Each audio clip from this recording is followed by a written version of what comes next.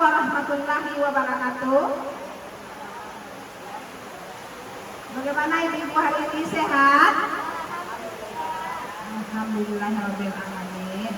Segala puji kita ucapkan kehadirat Allah Subhanahu wa taala yang telah melimpahkan begitu banyak rahmat kepada kita semua dan telah memberikan kita kesehatan serta keluang waktu untuk hadir pada pertemuan kita kali ini. Salawat beriringan salam selalu kita hadiahkan kepada Nabi besar Muhammad Sallallahu Alaihi Wasallam yang telah meninggalkan kita dua pedoman hidup, yakni Al-Quran dan hadis, gunanya untuk pedoman bagi kita dalam mengarungi kehidupan di dunia ini menuju alam akhirat. Semoga kita semua berada dalam syafaat beliau. Amin amin ya rabbal alamin. Ibu-ibu semua, pada kesempatan kali ini adalah saya mau melakukan penyimbasan, di mana penyimbasan budaya positif ini adalah salah satu program tugas dari guru penggerak. Yang saat ini saya mengikuti guru penggerak pada angkatan 7 utusan dari Kabupaten Padang Pariaman. Saya di sini bukan menggurui, bukan mengajarkan ibu-ibu, tetapi saya cuma di sini mengajak ibu-ibu, marilah kita belajar bersama, saling berkolaborasi, saling mendukung demi mewujudkan disiplin positif di sekolah kita tercinta ini. Kegiatan kita kali ini adalah penyimbasan tentang modul 1.4 tentang budaya positif dan penerapannya di kelas. Pada modul 1.4 budaya positif ini banyak sekali ilmu-ilmu yang bisa nantinya kita terapkan di sekolah kita masing-masing. Harapan saya, semoga ibu-ibu semua di sini bisa memahaminya dan bisa nantinya mengimplementasikannya di lembaganya masing-masing nanti. Ibu-ibu semua, di sini saya mau bertanya, ibu-ibu pernah mengimpikan sekolah impian? Pernah? Apa sekolah impian ibu? Sekolah yang diinginkan. Terus ibu-ibu yang lain? Apa sekolah impian ibu?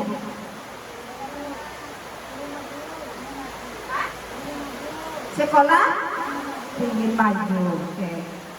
Ibu, setiap kita pendidik, kita pasti mempunyai sekolah impian. Sekolah impian itu adalah bagaimana suasana kelasnya, bagaimana lingkungan sekolahnya, bagaimana tutur kata guru-gurunya, bagaimana cara guru bersikap kepada murid, bagaimana caranya murid bersikap kepada guru, dan bagaimana caranya kita berinteraksi di dalam sekolah kita pada setiap warga sekolah, yaitu kepala sekolahnya, guru, murid, penjaga sekolah. Ya Bu, ya seperti itu sekolah impian kita. Nah, untuk mewujudkan sekolah impian tersebut, tentu kita mempunyai strategi. Bu, strategi yang utama itu adalah lingkungan positif. Dalam mewujudkan lingkungan positif, kita harus melaksanakan disiplin yang positif. Nah, agar terwujudnya disiplin positif ini, ibu-ibu, yang pertama sekali kita laksanakan adalah kita harus menghilangkan rasa takut yang ada dalam diri anak.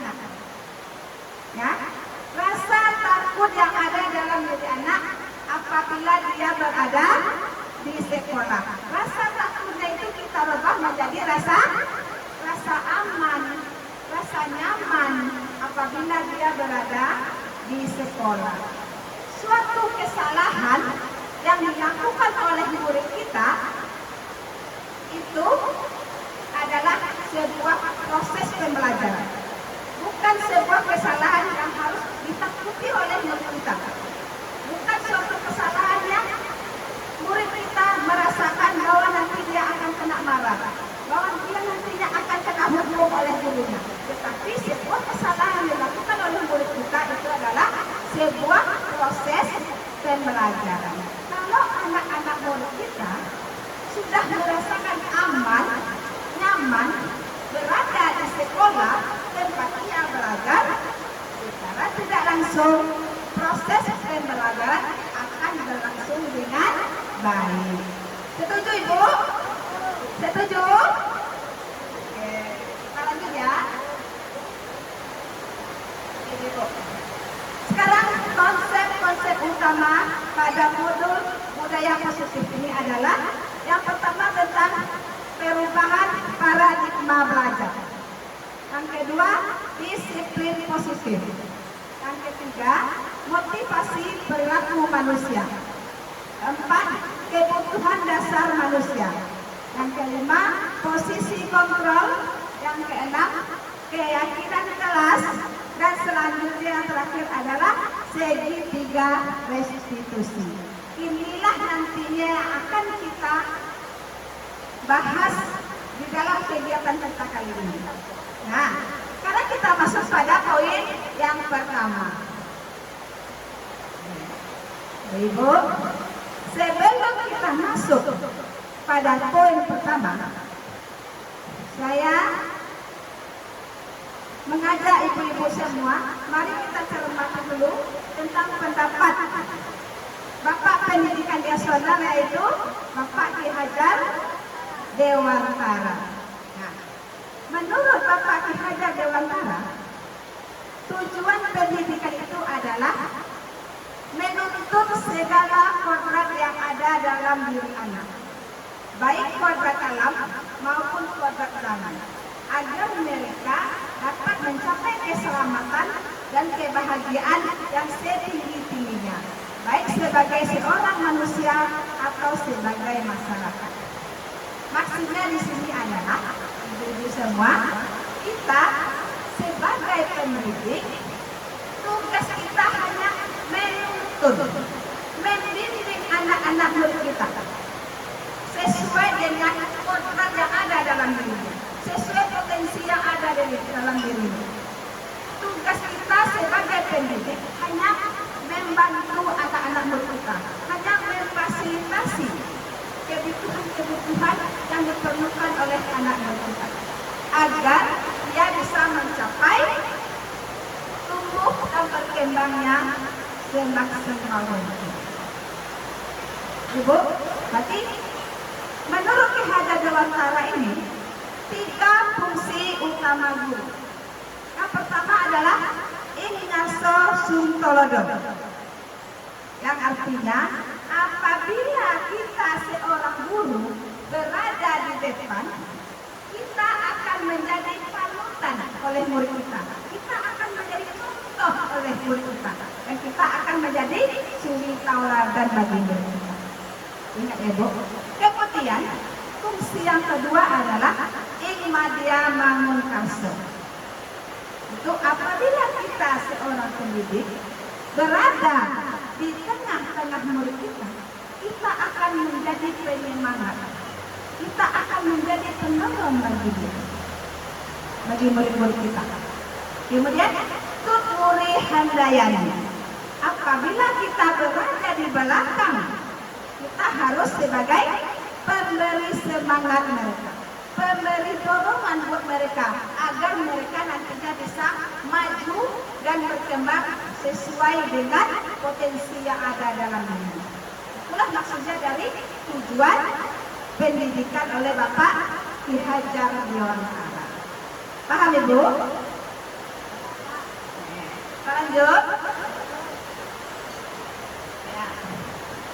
Sekarang kita lihat ada budaya positif di sekolah. Ibu pernah mendengar kata budaya? Pernah dengar kata budaya Ibu? Pernah? Apa itu budaya?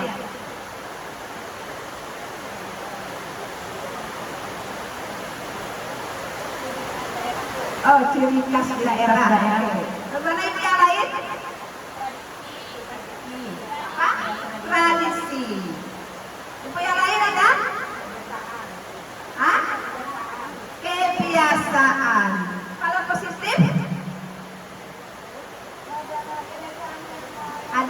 positif, ada negatif. Kalau positif apa?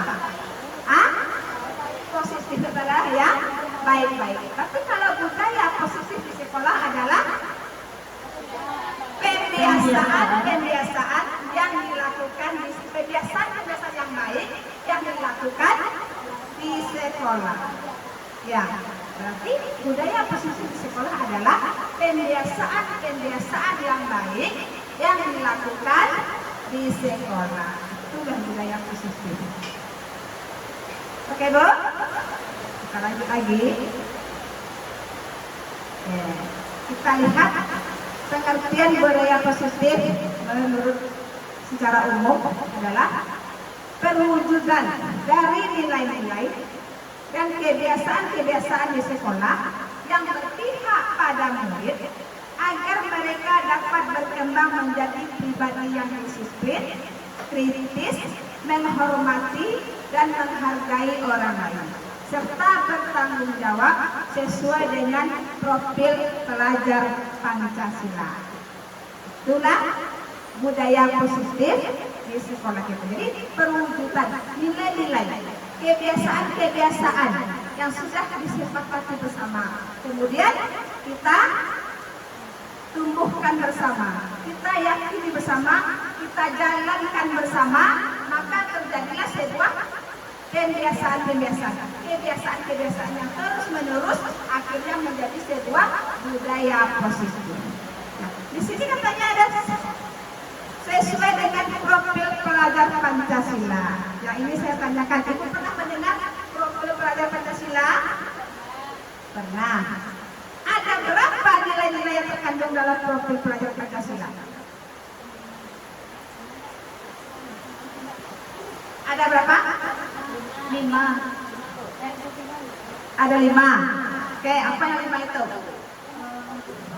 Ketuhanan dan beriman dan bertakwa kepada Tuhan Yang Maha Esa dan berakhlak mulia. Yang kedua, berkebinekaan global.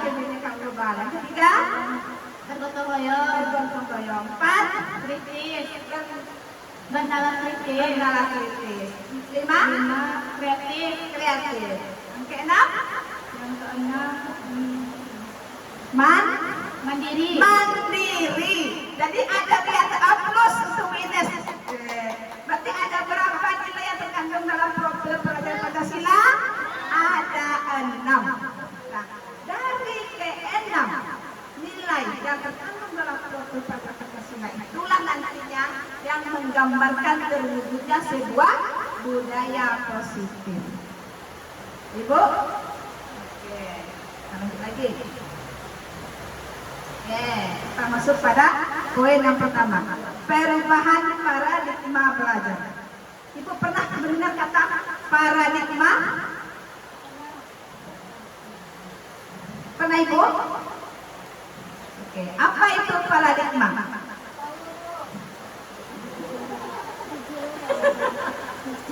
Kita santai, tidak usah tegang, santai saja, santai. Oke? Adanya perubahan paradigma belajar. Paradigma itu apa? Siapa tahu? Atau pernah mendengar atau pernah membaca paradigma itu? Ya, apa itu paradigma? Ya? Cara berpikir. Iya, cara berpikir. Jadi paradigma itu adalah cara berpikir, pola pikir kita, cara pandang kita. Jadi perubahan paradigma belajar adalah cara pandang kita atau pola pikir kita terhadap pendidikan atau terhadap pembelajaran. Ya. Nah, sudah tahu kan, Bu? Kemudian apakah paradigma itu harus berubah? Harus. Apa alasannya? Oh iya, supaya terjadinya perubahan yang positif ke depannya. Ya, betul sekali. Oke? Paradigma belajar itu memang harus berubah. Kalau paradigma belajar itu kita tidak berubah, maka kita akan ketinggalan zaman, Ibu. Kenapa? Karena cara belajar orang yang dahulu dengan anak kita zaman zaman sekarang itu sama? Tidak sama, berbeda. Makanya kita harus merubah cara pandang kita terhadap pembelajaran. Kita harus merubah pola pikir kita terhadap pembelajaran sesuai dengan keadaan zaman di mana anak-anak kita sedang menuntut ilmu, sedang belajar. Ya Bu? Ya, berarti kita berubah kan? Ya. Ya, oke. Sekarang, oke. Biar suasana kita tidak tegang, karena kita baru mulai ya Bu ya. Kita santai, kita biasa saja. Kalau itu tegang, saya juga cemas Bu. Makanya kita santai. Sekarang kita ada sebuah permainan. Ya, katanya permainannya judulnya adalah cobalah buka. Pilihlah teman Anda satu orang yang berada dekat dengan Anda. Sudah Bu? Semuanya sudah berpasangan? Oke. Kemudian Anda adalah A dan teman Anda adalah B. Tentukan siapa yang A, siapa yang B. Sudah Bu? Ada yang A, ada yang B. Oke. Kemudian tugas Anda adalah yang si A ya. Tugas Anda adalah mengepalkan salah satu tangan Anda. Oke. Coba Anda bayangkan bahwa Anda menyimpan sesuatu yang sangat berharga di dalam kepalan tangan Anda. Sudah? Sudah dibayangkan? Kemudian Anda perlu menjaga benda tersebut sekuat tenaga Anda, karena begitu pentingnya untuk kehidupan Anda. Teman Anda si B bertugas untuk mencoba dengan segala cara untuk membuka kepalan tangan Anda. Teman Anda B boleh melakukan dengan cara membujuk, menghardik, mengintimidasi, memarahi, menggoda, menggelitik, bahkan menawari Anda uang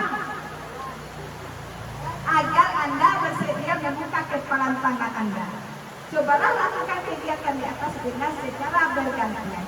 Masing-masing A dan B memiliki waktu 30 detik. Ayo Ibu mulai. Ya. Siapa yang si A? Ya, boleh. Terserah Ibu mau diapakan si A, yang penting dia mau membuka kepalan tangannya. Silakan. Mau diapakan?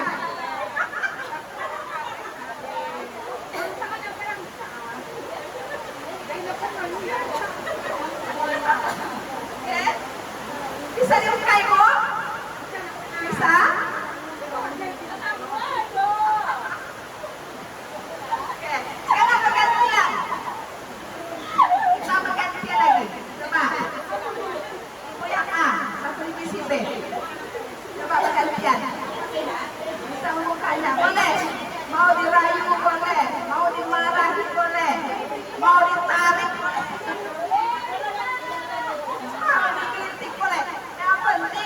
Dia mau bersedia membuka tangannya.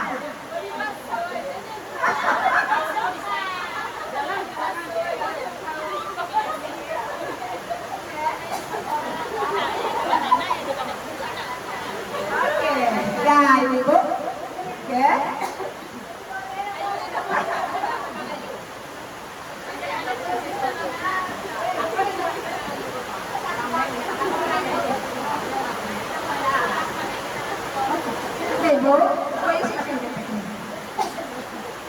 Nah, pertanyaannya, setelah kita melakukan sebuah permainan tadi, siapa yang memegang kontrol atas kepalan tangan?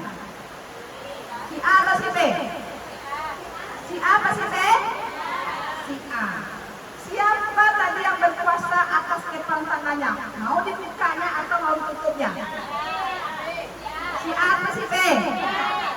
Si A apa si B? Si B kan tugasnya merayu. Ya, si B tugasnya merayu kan, membuka kepalan tangan. Kemudian si A mempertahankan kepalan tangannya agar tidak bisa terbuka. Nah ibu-ibu semua, dari kegiatan yang kita adakan tadi, ya, Itu adalah salah satu contoh. Begitu juga lah murid kita di sekolah. Kalau murid kita itu tidak mau mengikuti aturan, disiplin yang kita laksanakan di sekolah kita tidak bisa memaksanya. Tetapi kalau dia mau merubah dirinya sendiri untuk mengikuti aturan-aturan yang ada di sekolah kita, maka dia akan mengikuti peraturan. Walaupun bagaimanapun usaha guru dengan membujuk, merayu, menghardik, mempukul, itu tidak akan tahan lama untuk mengikuti disiplin, karena dia ada rasa takutnya. Ibu, itulah selama ini yang dilaksanakan di sekolah-sekolah kita. Kita berpendapat bahwa gurulah yang pemegang kontrol di sekolah. Tetapi menurut kurikulum Merdeka sekarang adalah yang memegang kontrol itu adalah murid itu sendiri, bukan guru. Itulah perbedaannya saat ini. Apa Ibu? Sekuat apapun guru melakukan rayuan paksaan, kalau si murid tidak mau mengikuti peraturan, dia tetap akan melanggar.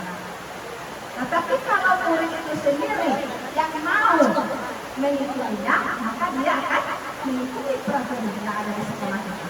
Maka terlaksanalah disiplin di sekolah kita. Oke Bu, sampai di sini paham?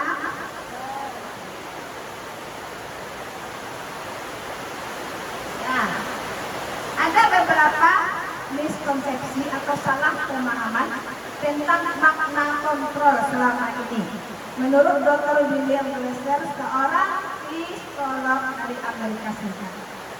Katanya, yang pertama, ilusi guru mengontrol murid. Pada dasarnya, murid tidak bisa dipaksa untuk mengikuti peraturan-peraturan yang ada di sekolah kita. Kalau tidak, murid itu sendiri yang mau mengikuti aturan tersebut. Ya Bu? Kemudian ilusi, semua penguatan positif, efektif dan bermanfaat. Penguatan positif, efektif itu adalah seperti rujukan, ujian, hadiah, yang tujuan guru adalah untuk mempengaruhi anak tersebut agar dia mau mengikuti semua peraturan-peraturan yang sudah ada di sekolah itu. Tetapi itu tidak akan bertahan lama. Ibu.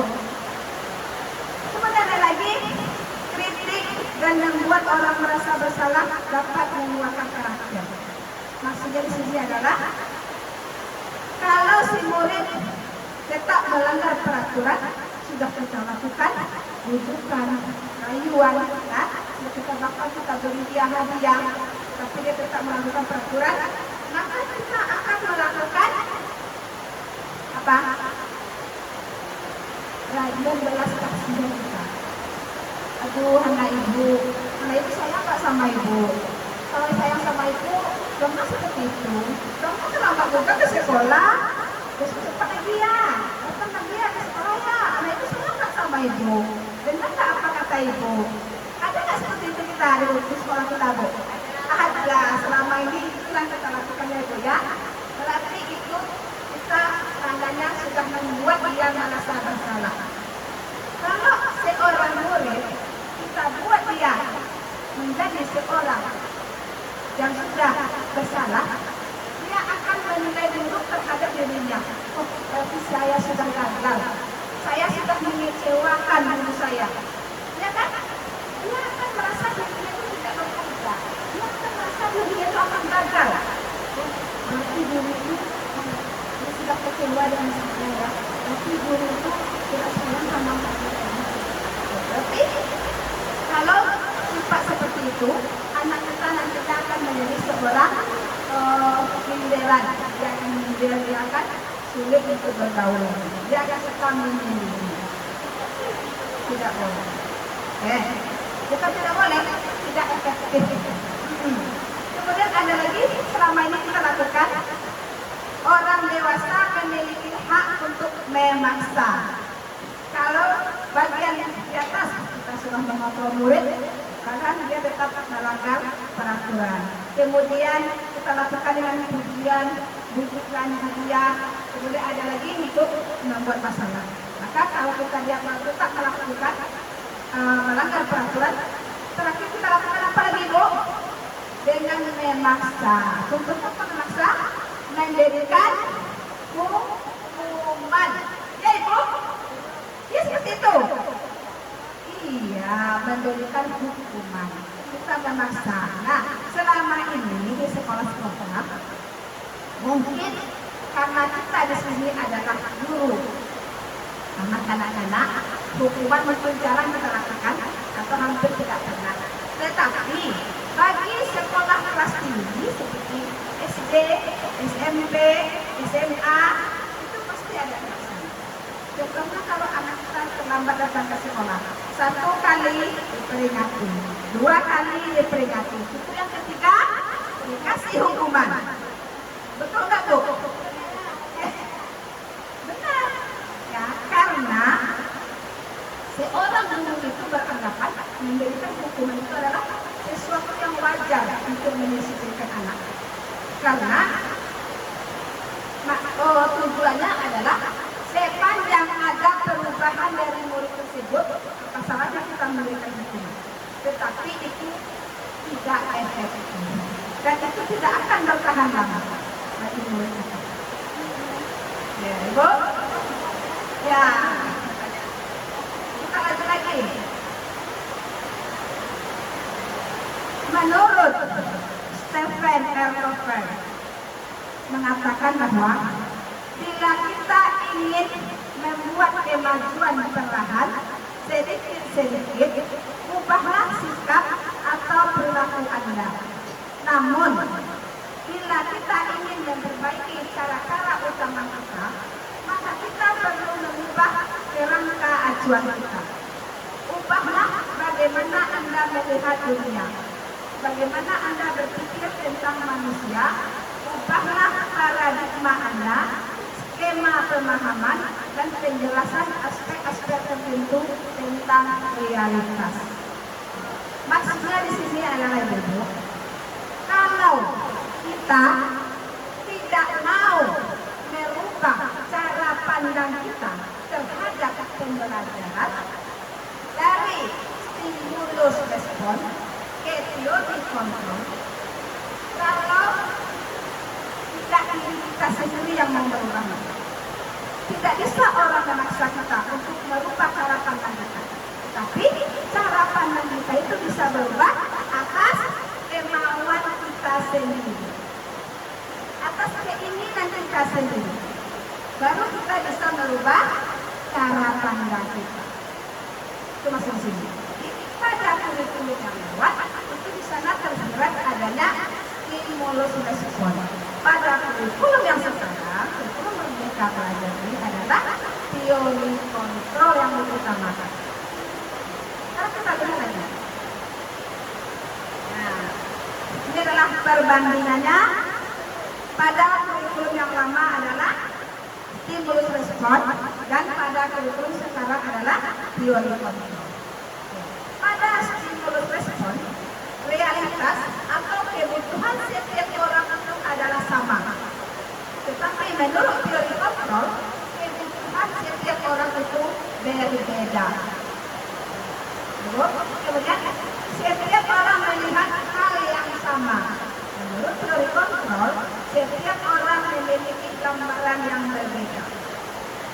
Ya, perbedaannya. Kemudian pada stimulus respon, kita mencoba mengubah orang agar berpandangan sama dengan kita.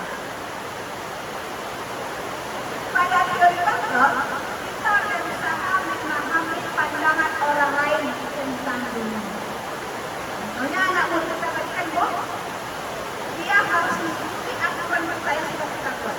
Kalau menurut teori kontrol, kan mengikuti, tetapi kita harus memahami kenapa anak kita berpendapat seperti itu.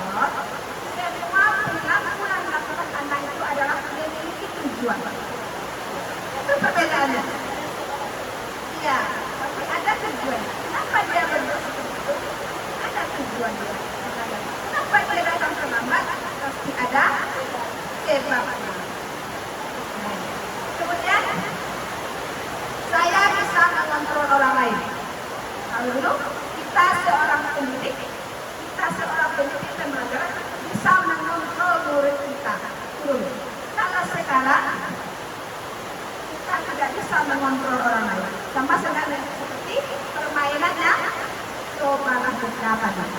Kita tidak bisa mengontrol. Kalau tidak orang itu sendiri yang mau merubah sikapnya sendiri. Kemudian penaksaan ada pada saat bukan gagal. Tadi kan Bu, kalau sudah kita bujuk, kasih hadiah, kasih pujian, tapi anak kita tetap melanggar habis sistem sekolah, akhirnya kita melakukan pemaksaan dengan memberikan hukuman. Bu, tentu Ibu belajar di dalam kelas sama Ibu. Sudah diperingati 1 kali, 2 kali, cukup 3 kali, 4 kali Bu.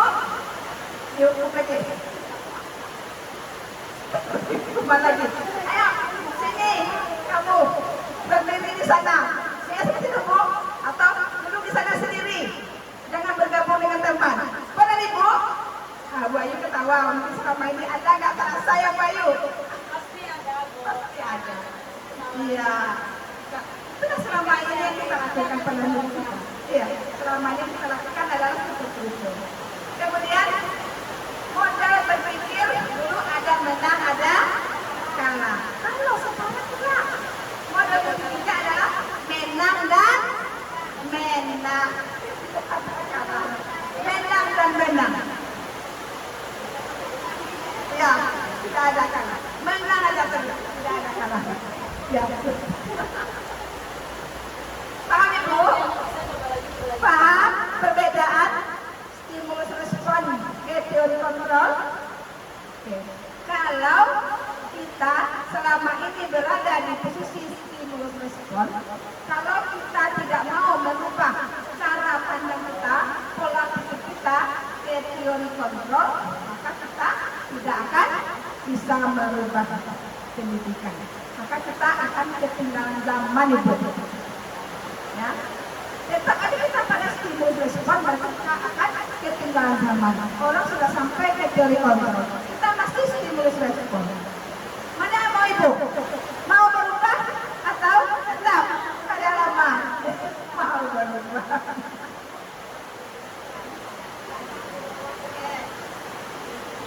Kita masuk lagi ke disiplin positif. Di sini katanya disiplin adalah sesuatu yang dilakukan seorang guru pada orang lain untuk mendapatkan kepatuhan. Ya Bu? Disiplin Bu? Ya. Menurut Ki Hajar Dewantara, disiplin itu tumbuh dari dalam diri. Dengan adanya rasa disiplin dari dalam diri, maka kita akan belajar bertanggung jawab atas apa yang dilakukan. Ya, penerapan disiplin yang bertujuan untuk menumbuhkan kesadaran serta memberdayakan anak untuk melakukan sesuatu tanpa sogokan, ancaman maupun hukuman, tetapi tumbuh dalam diri anak itu sendiri. Itulah tujuan disiplin. Okay? Selama ini kita mendisiplin anak kita di sekolah adalah harus mengikuti semua aturan yang telah kita buat. Ya kan? Kita yang membuat sendiri. Kita yang menentukan sendiri dulu. Jadi anak kita harus mengikuti semua aturan yang sudah kita buat. Kalau menurut Ki Hajar Dewantara, disiplin itu bukan dari bujukan kita, bukan dari karena dia takut tidak mengikuti peraturan kita, nanti takut kena marah, takut kita panggil ke kantor misalnya kan. Tetapi disiplin itu adalah tumbuh dari dalam diri anak itu sendiri. Keinginannya sendiri yang ingin mengikuti semua nilai-nilai kebajikan yang sudah kita tentukan. Itu iya dari berbuktinya sendiri, kesadaran dia sendiri. Itu yang disiplin positif.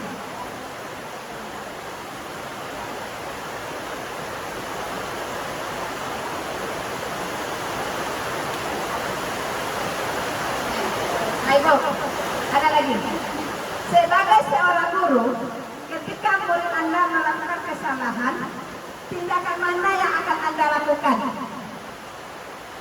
Pertama, menunjukkan kesalahannya dan memintanya melihat kesalahannya baik-baik. Pernah seperti ini Bu? Halo? Pernah? Kenapa diam? Yang kedua, mengatakan kamu seharusnya tahu bagaimana kamu seharusnya bertindak. Pernah? Mengingatkan murid akan kesalahannya yang sama pada waktu sebelumnya. Anak ibu, kamu kemarin juga seperti itu, kok sekarang seperti ini lagi? Pernah nggak seperti itu? Hah? Kita mengingatkan kembali atas kesalahan yang pernah melakukannya. Kemudian bertanya padanya, kenapa kamu melakukan sesuatu yang seharusnya tidak kamu lakukan? Kemudian mengkritik dan mendiamkannya. Kalau anak kita sudah melakukan beberapa kali kesalahan, akhirnya kita mengkritik atau mendiamkannya. Ya, biar gara-gara dia susah diatur ke orangnya. Ya seperti itu. Ada kesalahannya. Ada nggak seperti ibu selama ini? Ada atau enggak?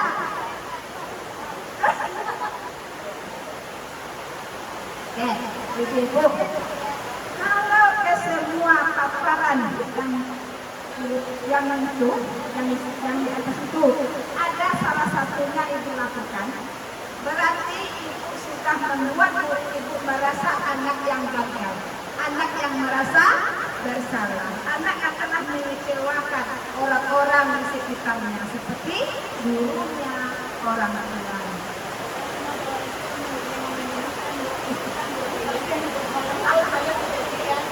Nah, jadi bagaimana caranya kita kalau menghadapi anak kita kalau dia melanggar peraturan? Itu pertanyaan ibu kan? Kita lanjut lagi, nanti ada waktunya ibu.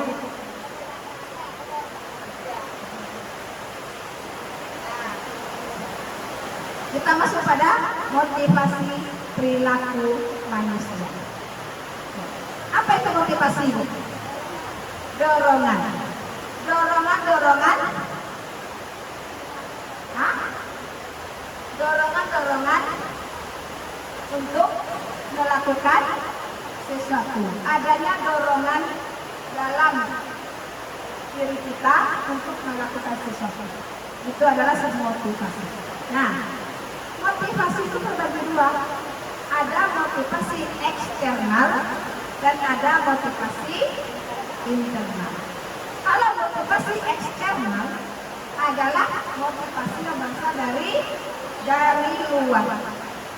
luar diri. Iya. Oke, kita lihat.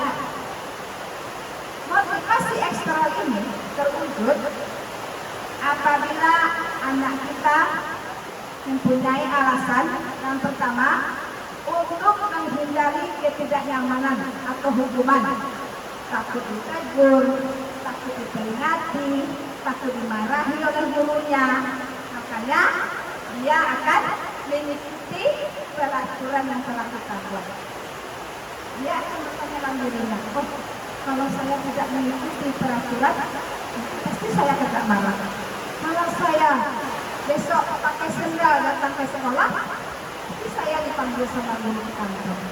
Bu, jadi dia mengikuti aturan kita itu karena dia takut dihukum oleh guru atau takut dimarahi. Itu berarti dia takut sama guru. Berarti itu adalah eksternal. Kemudian ada lagi alasan yang eksternal yang kedua, untuk mendapatkan imbalan atau penghargaan dari orang lain. Contohnya, anak ibu, siapa yang datangnya lebih awal akan nanti ibu kasih surprise. Jadi karena dia ingin mendapatkan sebuah hadiah, maka dia datang lebih awal. Siapa anak ibu yang besok datang pakaiannya lebih rapi, karena dia ingin dipuji oleh gurunya, maka dia berpakaian rapi. Seperti itu tidak akan bertahan lama. Ya, itu tidak efektif karena mengharapkan imbalan. Kemudian ada lagi motivasi internal. Motivasi internal ini adalah motivasi yang berasal dari dalam dirinya sendiri. Untuk menjadi orang yang mereka inginkan dan menghargai diri sendiri dengan nilai-nilai yang mereka percaya. Maksudnya di sini adalah ia melihat adanya peraturan di sekolah kita. Oh, misalnya kita harus datang tepat waktu. Kita harus datang tepat waktu ya. Mau dimarahin guru, mau tidak dihukum guru, kan? Dia tetap datang tepat waktu. Karena apa? Karena adanya dorongan dalam diri. Saya sebagai murid, saya sebagai pelajar, tugas saya adalah datang tepat waktu. Ini mengikuti pelajaran. Kalau saya terlambat datang, maka saya akan ketinggalan pelajaran. Tapi dorongan yang ada dalam dirinya sendiri, keinginan dia sendiri. Itu yang kita inginkan. Bukan karena dia takut dimarahi, takut diperingati, kemudian karena dia ingin mendapatkan hadiah. Yang diinginkan sekarang pada kultur kita ini adalah timbulnya sebuah motivasi internal atau intrinsik, motivasi dalam dirinya sendiri untuk mengikuti aturan-aturan yang telah dibuat di sekolah. Ibu paham? Oke, kita lanjut.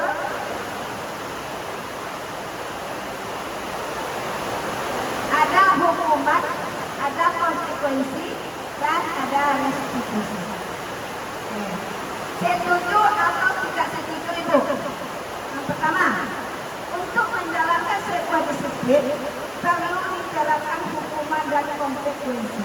Setuju atau tidak setuju? Setuju atau tidak setuju? Tidak setuju. Alasannya apa?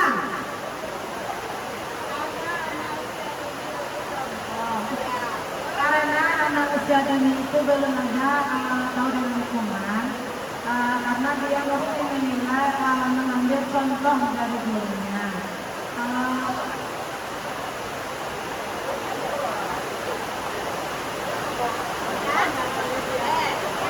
Yang baik bagi dirinya. Ya, terima kasih Bu. Kemudian kedua, hukuman dapat mendisiplinkan anak. Setuju apa tidak? Bisa ya, bisa tidak? Ya, bisa ya, bisa tidak. Setuju atau tidak setuju? Setuju. Ya? Ya, kalau setuju alasannya apa? Hukuman dapat mendisiplinkan anak.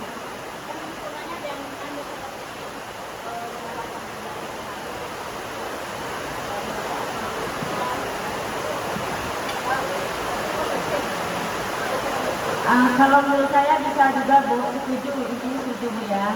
Hukuman kan, yang nama hukuman itu hukuman juga memang gak berat dunia. Cuman di dunia kita bisa berhukumannya seperti mendidik anak lewat, seperti dia suruh bernyanyi, gitu kan, bercerita atau kejadian di rumah kenapa terlambat, dan bisa juga anak itu menebak atau hidayah seperti apa gitu. Bisa juga seperti itu Bu. Sambil menghukum anak itu sambil belajar Bu. Terima kasih. Masih banyak ya.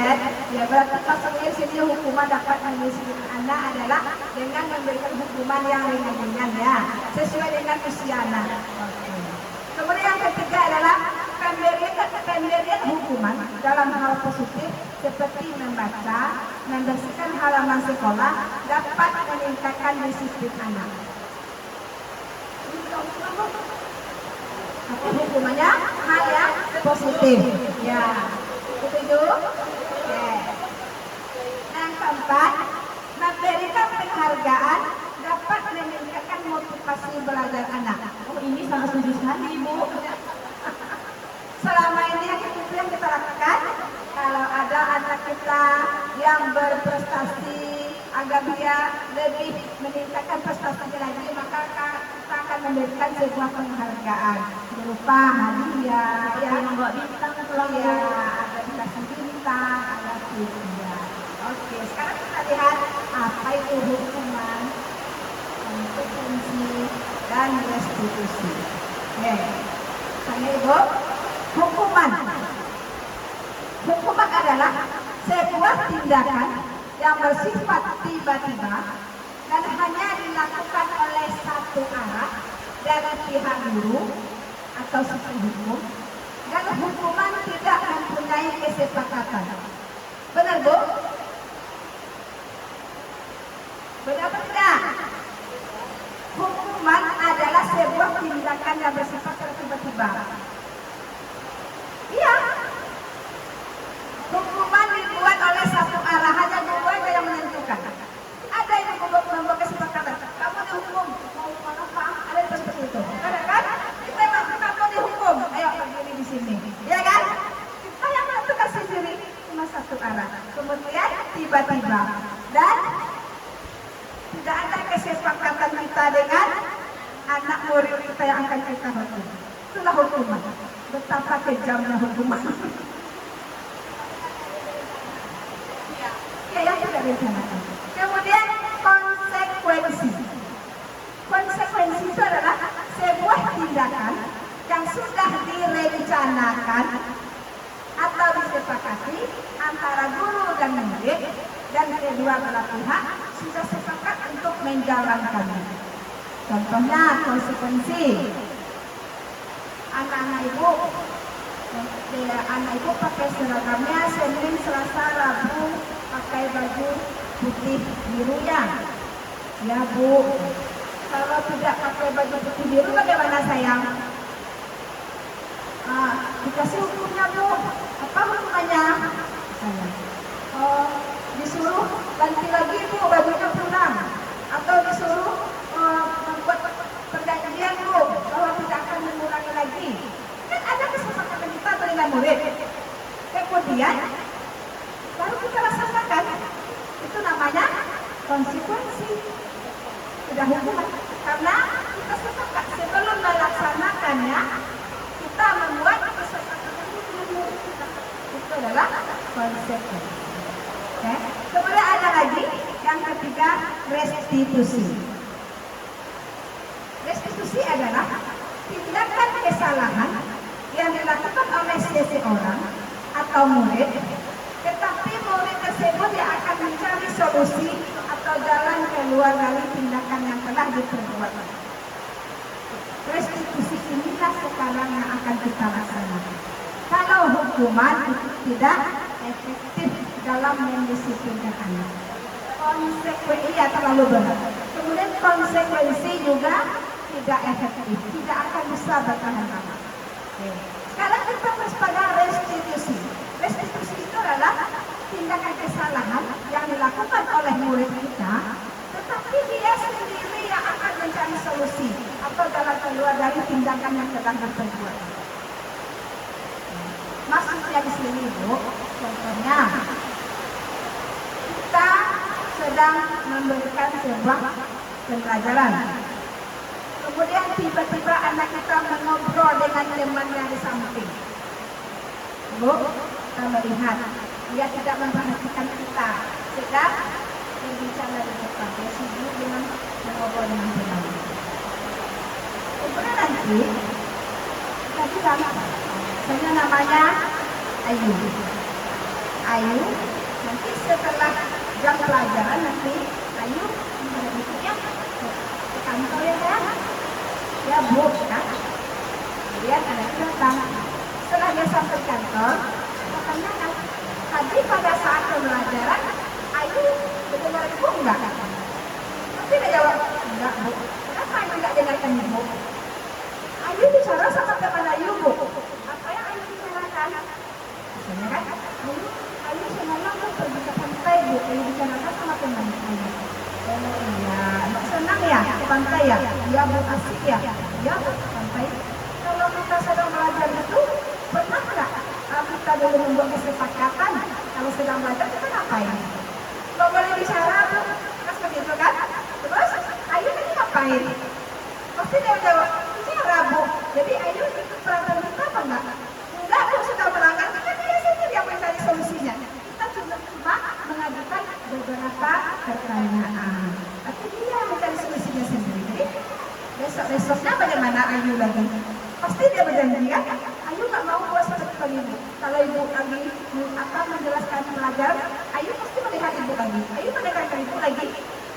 Jadi dia tidak akan merasa bersalah. Tapi kalau kita panggil, Ayu kantor yang kalau dia suka, Ayu, kok Ayu bicara aja? Kok nggak dengar Era sih? Pasti dia merasa bersalah, bersalahkan, merasa terpojok. Begitu caranya kita mendisiplinkan anak kita. Itu yang dimaksud dengan restitusi. Paham Ibu?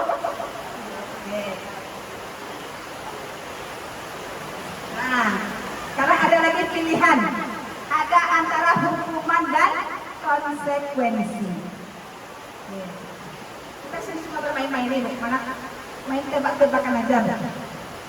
Yang pertama, mencatat 100 kali di dalam buku kalimat saya tidak akan terlambat lagi karena dia datang terlambat. Ini hukuman atau konsekuensi? Konsekuensi, karena ada hukumannya. Karena dia datang terlambat, kita suruh dia menulis saya tidak akan terlambat lagi. Tapi kan ada kesepakatan dulu. Kalau dia terlambat, dikasih konsekuensinya ini. Itu adalah konsekuensi. Kemudian lari mengelilingi lapangan bola basket 2 kali karena terlambat hadir di sekolah. Hukuman atau konsekuensi? Hukuman. Kenapa hukuman Ibu?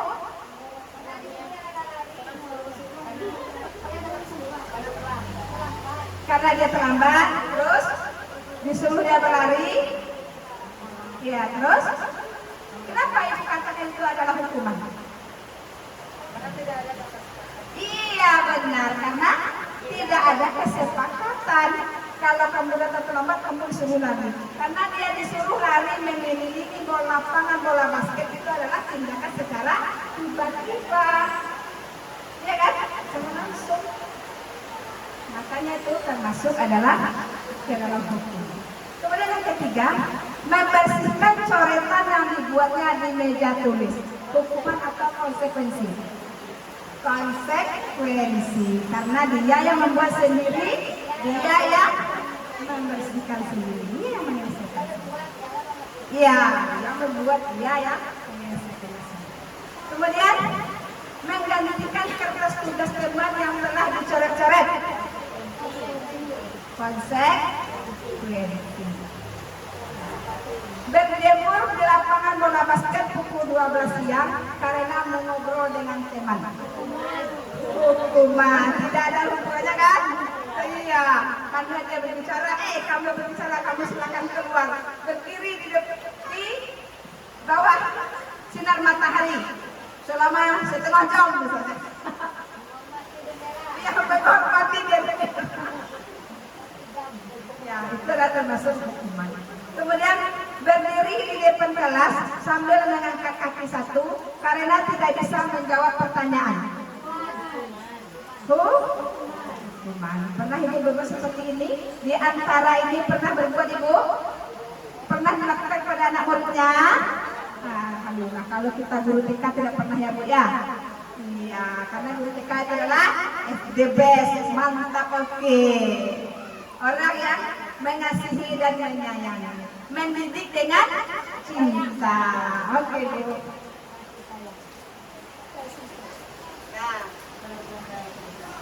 Ada peraturan kelas, ada keyakinan kelas. Kalau dulu namanya peraturan kelas, kalau sekarang diganti dengan keyakinan. Oke, kita lihat. Peraturan kelas yaitu sesuatu yang dibuat dan dilaksanakan oleh seseorang agar tercipta suatu kondisi yang tertib, teratur, dan kondusif. Itu adalah peraturan kelas. Peraturan kelas ini murid tidak tertarik, murid hanya takut karena murid tidak tahu apa tujuan yang hendak dicapai. hanya mengikuti serangkaian peraturan yang telah ada. Karena peraturan kelas ini dibuat oleh satu pihak. Selama ini yang kita laksanakan di sekolah kita masing-masing adalah membuat peraturan itu adalah guru bersama kepala sekolah saja. Ya Ibu? Oke. Pernah kita bertanya kepada murid kita apa tujuan kita membuat peraturan? Pernah. Kita buat misalnya peraturan ini, bla bla bla bla bla peraturan kita. Lalu kita tempel di dinding sekolah atau kita bacakan pengumuman pada saat murid-murid kita berkumpul di halaman sekolah. Peraturan sekolah kita ini. Apakah murid kita tahu apa tujuan dari peraturan kita buat? Tidak tahu. Kenapa murid kita patuh dan mengikuti peraturan kita buat? Karena terpaksa, karena dia merasa takut. Yang sebenarnya dia tidak tertarik dengan adanya aturan tersebut. Tapi karena dia takut dihukum, karena dia takut dimarahi, makanya dia mengikuti peraturan tersebut. Itulah yang selama ini kita laksanakan. Kemudian keyakinan. Tadi sini. Mengapa harus keyakinan kelas? Kenapa tidak peraturan kelas saja? Kenapa harus kita ganti namanya dari peraturan kelas menjadi keyakinan kelas? Oke. Sekarang jawablah pertanyaan-pertanyaan berikut. Mengapa kita memiliki peraturan tentang penggunaan helm pada saat kita mengendarai kendaraan roda 2 atau motor? Ibu semuanya bawa motor kan? Kenapa ibu menggunakan helm? Yang pertama untuk keselamatan. Untuk Keselamatan. ya. Yang pertama untuk keselamatan diri kita, Bu. Yang keduanya untuk mematuhi tata tertib lalu lintas. Terima kasih Bu ya. Kata Bu ya adalah yang pertama untuk keselamatan diri kita. Kenapa ibu tahu bahwa helm adalah menjaga keselamatan diri kita? Seandainya kita jatuh, Bu, kalau kepala kita tumbang ke tanah, ke aspal, bisa kita kelilingin di helm kita itu. Iya. Itu, Bu. Dari mana kita tahu? Karena kita yang tahu yakin. merasakan. Yakin nggak Ibu? Kalau kita menggunakan helm, nanti kalau kita jatuh, pasti kepala kita terlindungi oleh helm. Yakin nggak Ibu? Yakin kan? Bukan karena takut karena ada polisi kan? Contohnya kita di sini, kita tinggal di perkampungan, polisi jarang sekali kita jumpai di jalan raya. Tetapi kita tetap menggunakan helm. Karena apa? Karena kita yakin dalam diri kita bahwa helm itu adalah untuk menyelamati kepala kita, untuk memberikan keselamatan kepada kita. Kalau seandainya musibah datang, kita jatuh dari kendaraan, maka kepala kita tidak terbentur terlalu keras. Selamat. Karena kita yakin.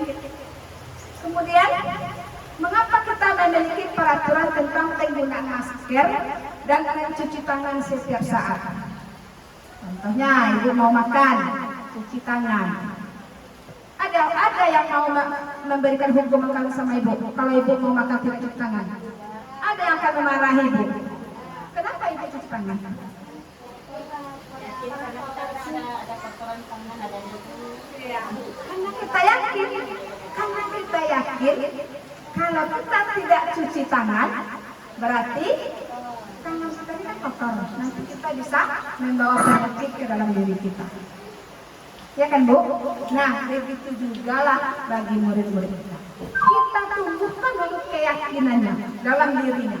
Bukan karena dia takut, bukan karena dia ingin dapat pujian, bukan karena dia ingin dapat hadiah, dia mengikuti semua aturan-aturan yang ada di sekolah kita. Tetapi karena dia yakin kalau kita menjalankan ini, berarti saya nanti akan menjadi seperti ini. Itulah makanya peraturan itu kita rubah sekarang menjadi sebuah keyakinan. Oke, nah di sini Bu, keyakinan kelas. Keyakinan kelas itu nilai-nilai kebajikan universal yang disepakati kedua belah pihak secara tersirat dan tersurat, lepas dari latar belakang suku, negara, bahasa maupun agama. Nilai-nilai kebajikan adalah sifat positif manusia yang merupakan tujuan mulia yang ingin dicapai setiap individu. Menekankan pada keyakinan seseorang akan lebih tergerak dan bersemangat untuk menjalankan keyakinannya. Dibuat hasil kesepakatan kedua belah pihak. Jadi maksudnya di sini, sewaktu kita membuat sebuah keyakinan kelas, keyakinan sekolah, kita harus bekerja sama dengan murid kita. Bukan kita sendiri saja yang menentukan. Apa keyakinan kelas yang akan kita buat? Kita ajak murid kita untuk berkolaborasi, untuk bekerja sama, menentukan apa keyakinan kelas yang kita buat.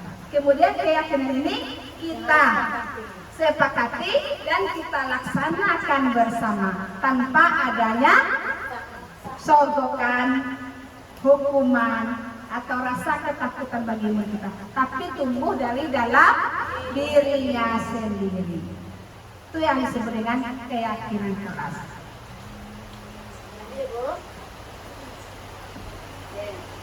Bagaimana caranya pembentukan keyakinan kelas atau sekolah? Oke, yang pertama, keyakinan kelas itu bersifat abstrak dan peraturan lebih rinci dan konkret. Ya, keyakinan kelas berupa pernyataan-pernyataan universal. Pernyataan keyakinan kelas senantiasa dibuat dalam bentuk positif. Keyakinan kelas tidak terlalu banyak, sehingga mudah diingat dan dipahami oleh semua warga kelas. Keyakinan kelas sebaiknya sesuatu yang dapat diterapkan di lingkungan tersebut. Semua warga kelas hendaknya ikut berkontribusi dalam pembuatan keyakinan kelas lewat kegiatan curah pendapat. Bersedia meninjau kembali keyakinan kelas dari waktu ke waktu. Nah, maksudnya di sini ada Ibu adalah keyakinan kelas itu bersifat abstrak, nyata. Nah, cara membuatnya kita melakukan kesepakatan dengan murid kita. Nah, anak-anak Ibu, sekarang kita mau membuat keyakinan kelas kita. Apa keyakinan kelas kita?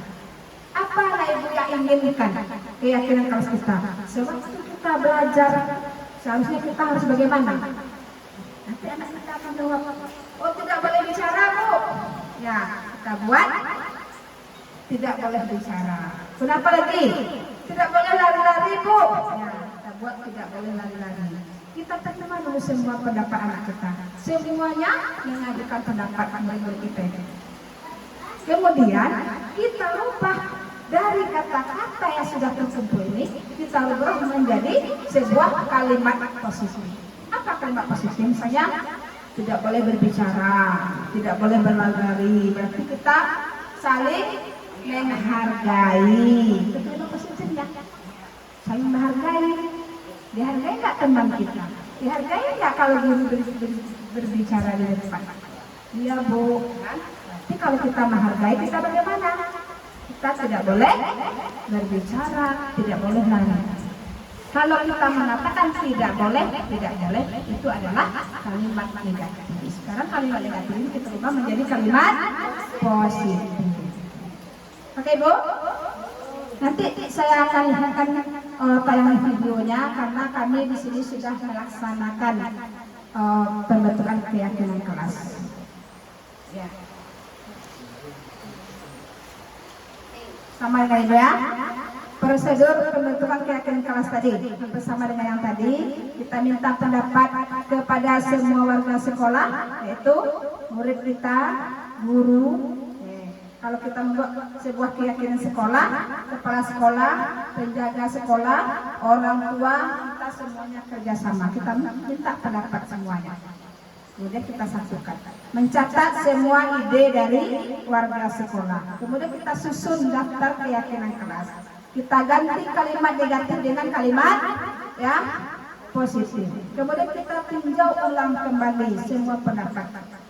Kita lihat kembali semua para partisnya saling tidak boleh berbicara, tidak boleh berlari, tidak boleh jahat sama kawan. Itu karena kalau kita masukkan ke dalam kalimat positifnya adalah saling menghargai. Cukup satu saja sudah masuk beberapa pendapat di dalam.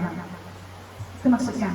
Kemudian mempersilakan semua warga sekolah untuk meninjau kembali, tampilkan hasil di dinding kelas dan buat kesepakatan untuk menjalankan keyakinan kelas. Kita buat kesepakatan. Nah, anak-anak ibu, kita sudah ada beberapa poin keyakinan kelas yang sudah kita buat. Ya. Ini harus kita jalankan bersama. Nah, untuk kita menjalankan kita membuat kesepakatan. Apa kesepakatannya? Boleh misalnya anak kita tuh membuat tanda tangan dari sana. Kalau kami di sini karena kita murid kita adalah anak taman kanak-kanak, anak TK, belum bisa membuat tanda tangan, kita minta cap jempol. Boleh? Itu seperti yang terlihat di dinding kami itu. Itu keyakinan kelas yang sudah kami buat di sini. Adanya cap jempol anak, kemudian ada nama anak tertulis di sana.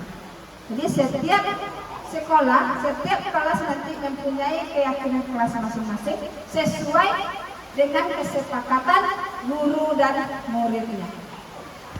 Oke, Bu? Siap beralih dari peraturan pada keyakinan?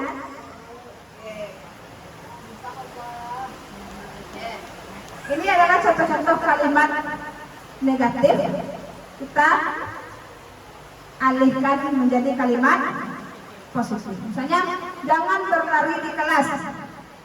Kita buat kalimat positifnya adalah berjalanlah di kelas. Hadir di sekolah 15 menit sebelum pembelajaran dimulai.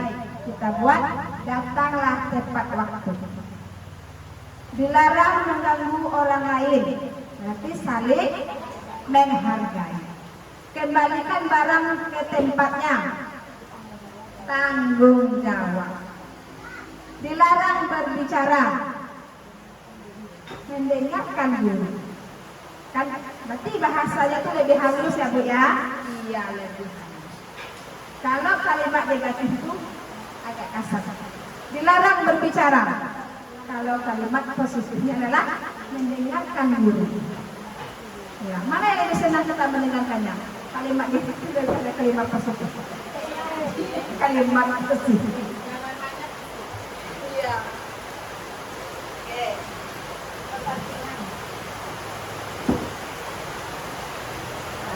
Oke, Ibu, kita lanjut lagi. Masih semangat, Ibu? Masih semangat? Ada yang mengantuk? Kenapa mengantuk? Tarik. Oke, semuanya aplaus dulu.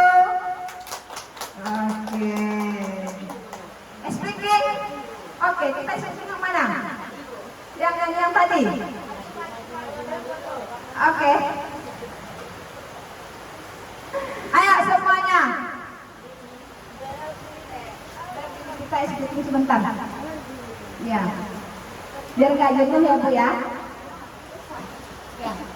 Maju ke depan, sambil tersenyum. Mundur ke belakang, sambil tertawa. Digulung-gulung.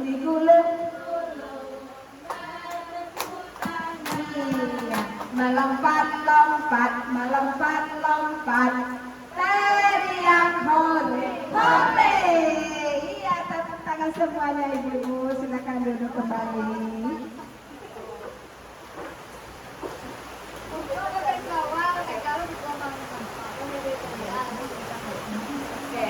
Sekarang kita lihat ke depan ibu. Untuk menciptakan sebuah budaya sekolah yang positif, tentu kita terlebih dahulu akan menciptakan lingkungan yang aman dan nyaman, serta mendukung murid kita untuk bisa tumbuh menjadi pribadi yang berdaya, seimbang, bahagia, mandiri, dan bertanggung jawab. Kemudian kita sebagai guru menginginkan murid kita bisa tumbuh dan berkembang menjadi pribadi yang mandiri dan bertanggung jawab. Salah satu tugas kita adalah kita harus mengetahui perilaku yang mendasari anak kita berbuat sesuatu. Ya Bu, kita harus mengetahui apa kebutuhan yang diinginkan oleh anak kita. Baru kita bisa memberikan tuntunan dan dukungan kepada anak kita sesuai dengan kebutuhan yang ingin dipenuhi. Berarti setiap murid kita itu adalah mempunyai kebutuhan. Bu, paham di sini maksudnya? Ya. Kalau kita ingin menjadikan murid kita itu tumbuh dan berkembang menjadi pribadi yang bahagia, pribadi yang mandiri, pribadi yang bertanggung jawab, kita harus memahami murid kita itu mempunyai sebuah kebutuhan yang harus dipenuhi. Kita harus tahu dulu apakah kebutuhan ini sudah dipenuhinya apa belum. Kalau kebutuhan murid kita itu sudah kita ketahui, oh si A berarti dia kebutuhan ininya belum terpenuhi lagi. Kemudian kita akan menuntun murid kita agar dia bisa memenuhi kebutuhan yang belum terpenuhi tersebut. Nah, berarti kebutuhan apa yang harus dipenuhi oleh murid kita atau manusia? Kita lihat ya. Menurut William Glasser tadi, ada 5 kebutuhan dasar manusia. Ada berapa Bu? Ada 5 kebutuhan dasar manusia yang harus dipenuhi. Ya, baik itu manusia dewasa ataupun murid-murid kita. Ada 5 kebutuhan yang terpenuhi. Oke. Katanya seorang murid melakukan suatu perbuatan yang bertentangan dengan nilai-nilai kebajikan atau melanggar peraturan, hal itu sebenarnya dikarenakan mereka gagal memenuhi kebutuhan dasar mereka.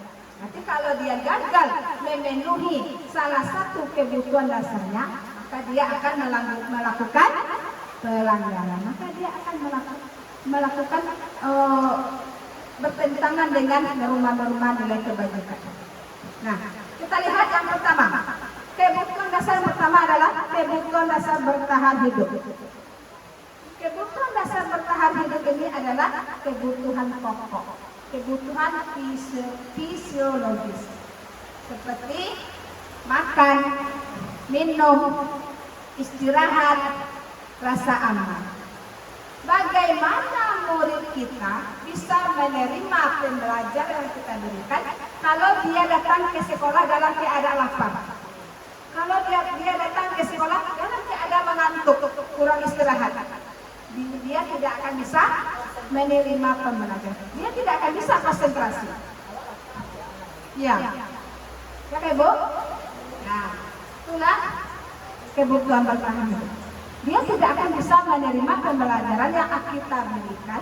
Dia tidak akan bisa konsentrasi kalau dia datang ke sekolah dalam keadaan tidak aman. Kalau dia misalnya ketakutan, kalau dia merasa lapar, kalau dia merasa mengantuk. Ya Ibu, itu adalah kebutuhan pertama. Kemudian kebutuhan kedua adalah kebutuhan rasanya kasih sayang dan rasa diterima. Kasih sayang dan rasa diterima ini adalah anak-anak kita di dalam menerima pembelajaran, dia harus berkolaborasi dengan teman-teman. Dia harus bekerja sama dengan teman-teman. Karena dia merasa diterima oleh kelompoknya.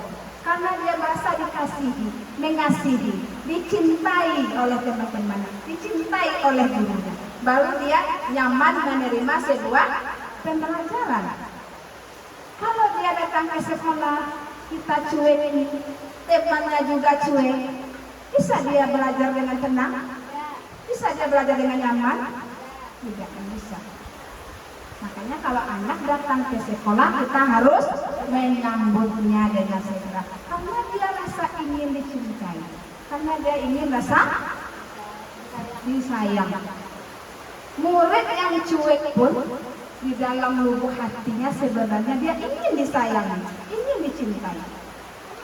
Ibu, ibu juga seperti itu kan? Misalnya ibu datang ke sini saja, saya cuekin, dicuci sama teman-teman. Nyaman nggak ibu di sini duduk? Tidak, karena kan pasti perasaan ibu mau pulang, ya kan bu? Ah, seperti itu nih kan kita di sekolah. Kemudian yang kedua adalah, yang ketiga, kebutuhan dasar kesenangan. Kesenangan adalah salah satu kegiatan pembelajaran yang akan kita berikan itu adalah melalui bermain. Anak-anak kita kalau yang hobi dengan kesenangan, dengan kebutuhan bermain, dia akan lebih konsentrasi menerima pembelajaran melalui bermain. Dia akan bisa bertahan lama dalam melakukan sebuah permainan. Iya bu, kalau datang mamanya, ya sayang kita pulang lagi, tunggu bunda sebentar lagi, belum selesai. Kenapa? Karena dia lagi asik bermain. Kenapa dia bermain? Karena dia memenuhi kebutuhan dasarnya tentang kesenangan. Dia senang bermain. Bu, makanya dalam memberikan pembelajaran kepada anak, kita harus mencampurkan kegiatan dengan cara bermain agar anak-anak kita senang menerima pembelajaran tersebut. Kemudian adalah yang keempat tentang kebebasan. Nah, kebebasan di sini adalah kita bukan membiarkan murid kita itu bebas begitu saja, tetapi kita membiarkan murid kita itu bebas berekspresi, bebas berkarya, bebas memilih apa yang diinginkannya di dalam belajar. Karena anak yang mempunyai kebutuhan dasar kebebasan yang tinggi, nanti dia akan menjadi anak yang bertanggung jawab, anak yang mandiri. Dia senang dengan eksperimen. Anak-anak yang kebebasan ini, dia senang berkarya. Itu yang dimaksud dengan kebebasan. Kemudian adalah kekuasaan. Kekuasaan ini adalah setiap anak itu pasti dia ingin dinomor satukan. Ya ibu? Ya. Bukan anak saja, orang dewasa juga seperti itu. Pasti dia ingin dijadikan yang nomor satu. Juga seperti itu, makanya di dalam kita memberikan pembelajaran, kita anggaplah semua anak-anak itu adalah anak yang nomor satu, anak yang harus kita penuhi semua kebutuhan. Jadi kebutuhan dasar yang 5 inilah yang harus kita penuhi dulu. Yang kita lihat dulu dari anak kita, apakah dia sudah datang ke sekolah, sudah sarapan, kemudian dia sudah senang diterima sama teman-temannya, sudah gembira belajar bersama, dia senang bermain bersama teman, kemudian dia bebas melakukan sebuah karya yang diinginkannya, kemudian dia menjadi anak yang nomor satu, dia menjadi anak yang lebih diutamakan. Itulah kalau kebutuhan dasar yang 5 ini sudah dipenuhi oleh anak-anak kita, maka dia secara langsung akan bisa menerima pembelajaran yang akan kita berikan. Kalau salah satu kebutuhan dasar tidak terpenuhi, maka terjadilah pelanggaran dari nilai-nilai kebaikan, atau dia akan melanggar peraturan yang ada di sekolah. Contohnya, kita sedang belajar. Tadi dia mau bermain, rupanya karena dia terlambat datang ke sekolah, nggak sempat dia bermain. Kita langsung masuk, kita ajak dia belajar. Pada saat belajar, pasti ingatannya akan bermain tadi, karena dia belum memenuhi kebutuhannya ingin bermain, ingin kesenangan dulu. Makanya kalau dia ingin bermain, kita persilahkan dia bermain dulu sebentar, kemudian baru kita ajak dia lagi masuk ke dalam kelas untuk mengikuti pembelajaran. Oke Bu?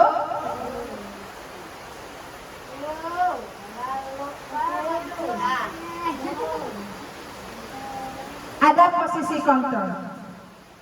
Posisi kontrol, saya tahu di sini kita sudah lama berkecimpung menjadi seorang pendidik. Dan ada juga yang baru. Nah, Bu, sekarang kita lihat. Ibu selama ini mengajar, menjadi pendidik. Ibu berada pada posisi kontrol yang mana? Ya, kita lihat ya. Oke. Yang pertama adalah posisi kontrol penghukum.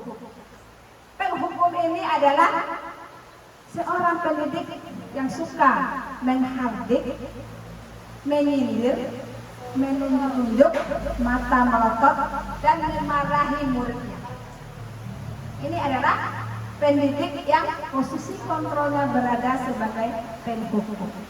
Pernah Ibu seperti itu? Pernah?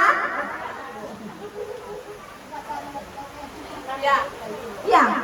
Contohnya misalnya, anak kita datang terlambat. Kamu sini. Kamu lagi. Terlambat lagi. Pernah nggak seperti itu, Ibu? Kita guru TK tidak pernah ya, Bu ya? Mungkin guru-guru yang lain mungkin. Menyindir ada.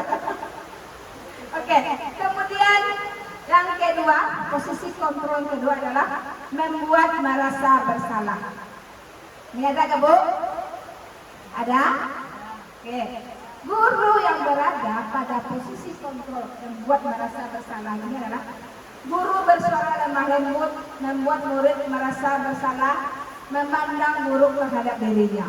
Maksudnya kita seperti tadi mengingatkan guru murid itu memberi belas kasih kepada kita. Kasihan Ibu, bagaimana anak Ibu ini? Sudah sering Ibu bilang jangan seperti itu. Kok seperti juga Ibu? Kok jahat juga sama teman? Ada nggak seperti itu Ibu di sana? Berarti Ibu secara tidak langsung sudah memberikan rasa bersalah kepada anak. Dia merasa bersalah, oh berarti saya sudah salah ya. Itu Bu Yen udah kecewa Bu Yen sama saya, sudah memelas Bu Yen sama saya, katanya kan? Kasihan sama Bu Yen. Gitu. Pernah kan? Berarti pada posisi membuat merasa bersalah itu pernah. Kemudian ada posisi kontrol tentang sebagai teman. Nah, sebagai teman ini orangnya berbicaranya datar aja. Dia bicaranya ketawa-ketawa aja. Anak Ibu, kok seperti itu juga saya? Kok saya nggak boleh lagi anak ya? Seperti itu ya. Dirubah ya anak ya. Besok kita nggak boleh jangan sama teman. Ya, ada nggak seperti itu? Ada. Kalau pada posisi teman ini, Ibu, kita mempunyai dampak positif dan dampak negatif. Kalau dampak positifnya, anak menjadi merasa senang karena dia dekat dengan guru. Senang nggak dia dekat dengan guru? Karena guru itu merasa guru adalah temannya. Guru adalah membela dia kan. Tetapi pada dampak negatifnya, anak tersebut akan tergantung pada guru tersebut. Contohnya kalau dia suka sama Bu Yen, ya apa kata Bu Yen ikutinya. Kalau dia ketemu dengan sama Bu Yetri, mungkin sama Bu Yetri nggak mau. Bu Yetri nggak ada, Bu Yen yang enak. Itu adalah dampak positifnya, nggak negatifnya, karena dia tergantung pada guru tersebut. Ya. Kemudian ada lagi posisi pemantau. Nah, pada posisi pemantau ini adalah seorang guru yang taat akan aturan. Ya. Guru yang berwibawa gitu ya, benar-benar mengikuti semua peraturan yang ada di sekolah tersebut. Kamu lihat nggak apa konsekuensinya kalau kamu datang terlambat? Ya, sekarang kamu laksanakan konsekuensi tersebut. Pernah kita seperti itu, Bu? Tidak pernah. Oke, alhamdulillah. Kemudian ada posisi manajer. Bukan manajer perusahaan, Bu, tapi manajer pada pendidikan. Ya, posisi manajer ini, guru berbuat sesuatu bersama murid dengan mempersilahkan murid mempertanggungjawabkan perilakunya, mendukung murid agar dapat menemukan solusi atas permasalahannya sendiri.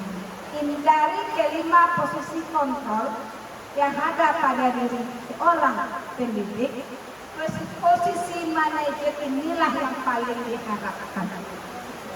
Ya, posisi manajer inilah yang nantinya setiap guru akan berada pada posisi manajer ini, pada kurikulum Merdeka ini. Ini yang diharapkan oleh pemerintahan kita pada saat ini. Oke, Bu? Jadi posisi manajer ini adalah seorang guru, dia akan mencapai sebagai posisi manajer, pasti dia akan menjadi posisi teman dan pembuat merasa bersalah. Baru dia mencapai pada manajer. Tidak bisa langsung aja Bu ke manajer. Ya, posisi manajer ini adalah kita menjadi teman, kemudian kita juga membuat anak merasa bersalah ini karena dia mengetahui apa kesalahannya, kemudian dia sendiri akan mencari solusi terhadap kesalahan tersebut. Oke, Bu? Kemudian kita masuk pada yang terakhir, segitiga restitusi. Apa itu segitiga restitusi? Kita lihat, segitiga restitusi adalah suatu proses dialog yang dijalankan oleh guru atau orang tua agar dapat menghasilkan murid yang mandiri dan bertanggung jawab. Segitiga restitusi sebagai upaya yang dapat dilakukan dalam membangun budaya positif di sekolah. Segitiga restitusi terdiri dari 3 langkah. Yang pertama, menstabilkan identitas. Yang kedua, validasi tindakan yang salah. Dan yang ketiga adalah menanyakan keyakinan anak tersebut. Segitiga restitusi. Seperti segitiga ya Bu ya. Menstabilkan identitas. Pada saat anak kita melakukan sebuah pelanggaran yang bagaimana? Pelanggaran, kalau pelanggaran yang ringan, kalau kita bisa selesaikan dengan melakukan keyakinan keras, silakan kita lakukan dengan keyakinan keras. Kalau pelanggaran itu tidak bisa kita selesaikan dengan keyakinan keras, maka kita akan melaksanakan dengan segitiga restitusi. Nah, segitiga restitusi seperti yang saya contohkan sama Bu Ayu tadi, ya, menstabilkan identitas. Kita panggil anak yang melanggar peraturan, kemudian kita menstabilkan identitas. Kita ajukan beberapa pertanyaan. Contohnya, kenapa kamu melakukan kesalahan itu? Pasti dia memberikan alasan kan? Karena saya ini Bu. Oh iya. Kemudian kita stabilkan dulu emosinya. Setiap orang pasti pernah melakukan kesalahan. Sama dengan ibu juga pernah melakukan kesalahan. Ibu kalau dijahatin rumah, kadang-kadang sudah seperti itu berbuat, kan? Berarti kan seolah-olah dia beranggapan kita sudah seide dengan dia kan, kompak dengan dia. Kemudian kita katakan seperti ini lagi, kamu bukan satu-satunya yang pernah melakukan ini. Teman kamu dulu juga seperti itu, juga pernah dia melakukan seperti ini. Nah, itu kita namanya menstabilkan emosi. Kalau dia merasa kita sudah di pihak dia, maka dia akan menceritakan semua unek-unek yang ada dalam hati. Ya, karena dia merasa kita sudah berada di pihak dia, itu namanya menstabilkan identitas. Kemudian kita melakukan validasi tindakan yang salah. Nah, apa itu validasi? Kita ajukan beberapa pertanyaan, contohnya seperti, kamu melakukan kesalahan ini, pasti kamu punya alasan kan? Sama dengan ibu kemarin juga seperti itu, alasan ibu ini. Kamu pasti ada alasan kamu kan? Apa alasan kamu melakukan ini sayang? Pasti anak itu akan bercerita. Kemudian kita ajukan pertanyaan lagi, adakah cara yang lebih efektif untuk mendapatkan apa yang kamu butuhkan? Nah, kalau kita berbuat seperti itu, bagaimana caranya kita melampiaskan anak? Bagaimana kamu tadi sama teman kamu? Pasti dia menceritakan, sudah saya ini kan Bu, saya ini Bu, kamu ceritakan. Kemudian setelah dia bercerita panjang lebar, baru kita masuk pada menyampaikan keyakinan. Nah, itu Tapi perbuatan yang seperti itu melanggar peraturan apa enggak? Kamu ingat nggak apa keyakinan kelas yang sudah kita buat kemarin, yang sudah kita sepakati bersama? Misalnya dia melanggar, misalnya dia berantem sama kawannya. Iya Bu, apa keyakinan kelas kita kemarin? Misalnya kita harus saling menghargai Bu, nggak boleh berantem sama teman. Nah, tadi kamu ngapain sama teman? Berantem Bu. Nah, kalau kamu berantem, kamu melanggar keyakinan kelas kita nggak? Iya Bu, melanggar. Nah, kalau kita melanggar bagaimana sayang? Besok saya tidak akan melanggar lagi Bu. Oh iya. Jadi, kapan kamu mau berubah, tidak mau melanggar lagi, tidak mau berantem sama temannya lagi? Besok Bu, mulai dari hari besok Bu, saya tidak akan mengganggu kawan lagi. Saya tidak akan berantem sama dengan teman saya lagi. Nanti dia akan membuat perjanjian sendiri dengan diri. Dia berjanji dari timbul dari hatinya sendiri, bukan dari paksa dari kita. Cuma kita menstabilkan identitas, kemudian kita lakukan validasi tindakan yang salah dan menyampaikan keyakinan yang telah kita sepakati. Dia yang membuat masalah, kemudian dia sendiri yang menyelesaikan masalah tersebut. Itulah yang hendak dicapai pada setiap guru pada kurikulum Merdeka saat ini. Cara penyelesaian bagi murid-murid kita yang sudah melanggar nilai-nilai kebajikan atau yang sudah melanggar peraturan yang telah kita buat di sekolah kita. Ya Bu?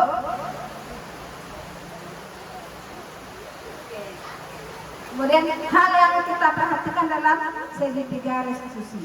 Yang pertama, perilaku yang salah perlu dikaitkan dengan nilai-nilai atau keyakinan yang telah disepakati. Ya Bu ya, nanti perilaku dia tadi, kamu berbuat seperti ini, ingat tak kamu? Apa keyakinan yang telah kita sepakati? Kita kaitkan ya Bu. Kemudian yang kedua, kesediaan anak tersebut untuk yang melakukan kesalahan untuk mau memperbaiki kesalahan yang dilakukannya. Yang ketiga, pemecahan masalah sebisa mungkin harus relevan dilaksanakan. Keempat, perlu suatu usaha perbaikan dari pihak yang berbuat masalah. Dia yang membuat usaha sendiri untuk memperbaiki kesalahannya. Kemudian adanya waktu dari pihak yang membuat masalah. Dan kita tanyakan kapan akan diberlakukan usaha yang diperbaikinya. Kemudian kapan diberlakukan janji dia tadi, karena dia sesuai dengan keyakinan kelas akan dilaksanakan. Kita tanya, kapan kamu mulai berubah? Kapan kamu akan melaksanakannya? Kita tanyakannya, berarti dia yang membuat janjinya sendiri. Oke Bu? Oke. Ya, selesai. Ada pertanyaan?